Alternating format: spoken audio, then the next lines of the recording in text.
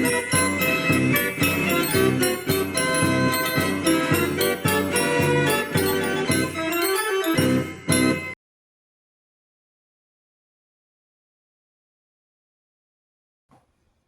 there, thanks for stopping by. My name is Michael and I'm on a mission to rescue, restore, rebuild and return to full working order a 100-year-old Wurlitzer 105 band organ. Not this thing, this is one I've been building, a replica, for the last 20 years. But coincidentally it's exactly the same model, so this is very useful to me as I've got some experience of messing up building these parts. When I received it, it was in parts, damaged by fire and water, and in a very poor state. Now, I know this is a very niche subject, but I know there are some enthusiasts and other people interested in this, so thank you for coming along for the ride. If you haven't already, you can check out the other videos I've made on Wurlitzer band organ rescue. Please like and subscribe so you don't miss anything. Today we're going to make pallets. If you don't know what a pallet is, I'll show you. We'll start off by looking at some wonderful drawings that Bob Humes made when he was making his 105.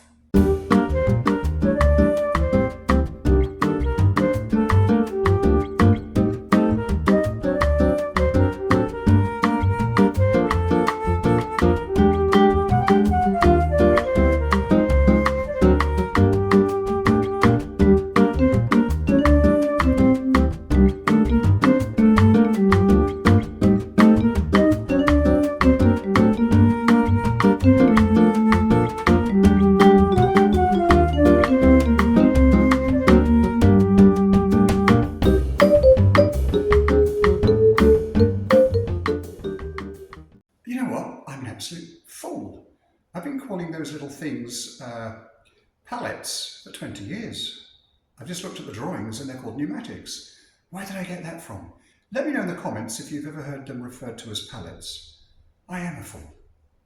Now, let's get on and make some pallet pneumatics.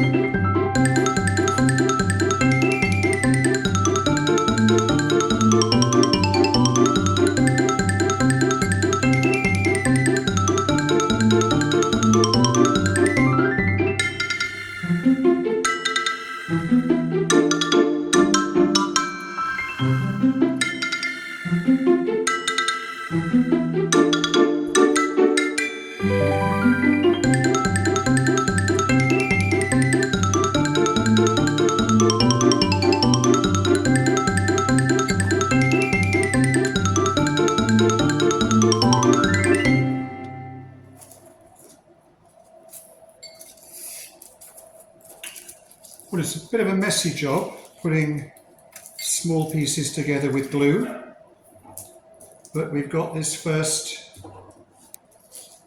portion done.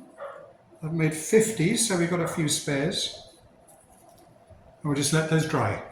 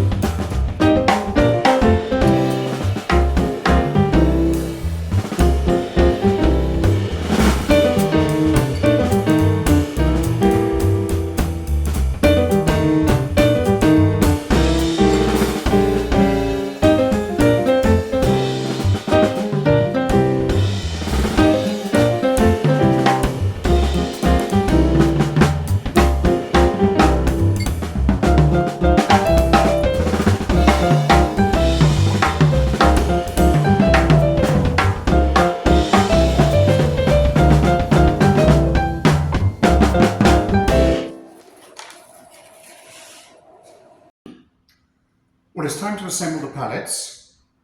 What I've got to do is get this piece of fabric around here glued on in such a way that it's, well, you can see it's going to be awkward. So I've made a little jig whereby I can put that there. Whoops, wrong way around. That will keep the mouth of this open, and then I'm going to roll some glue on it, and then I can easily place it, wrong way, place it on the, you'll see when I do it. Right now, I'll just get started. How about that?